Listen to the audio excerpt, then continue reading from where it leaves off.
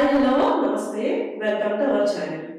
రీసెంట్గా చూసుకున్నట్టయితే remake movies చాలా తగ్గిపోయాయని చెప్పుకోవచ్చు.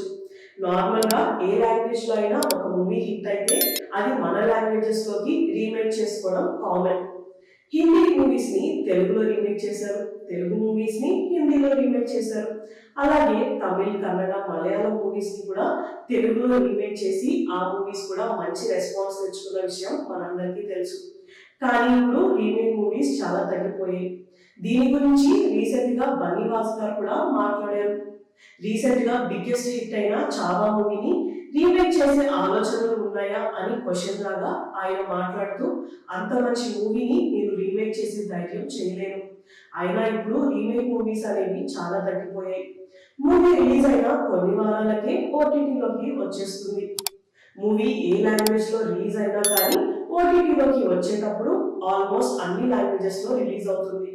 అలాంటప్పుడు ఒక మూవీని మనం రీమేక్ చేయడం అసాధ్యం. ఇక మీదట చూస్తుంటే రీమేక్ మూవీస్ తగ్గిపోవచ్చు అని ఆయన అన్నారు.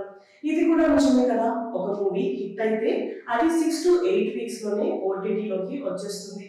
ఒకవేళ మూవీ ఫ్లాప్ అయినా కానీ 2 వీక్స్ లోనే ఓటీటీలోకి వచ్చేస్తుంది. అలాంటప్పుడు ఒక మూవీని రీమేక్ చేయడం ఇంపాసిబుల్.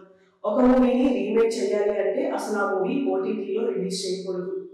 థియేటర్లో రిలీజ్ అయిన తర్వాతనే ఆ మూవీని రీమేక్ చేయాలి.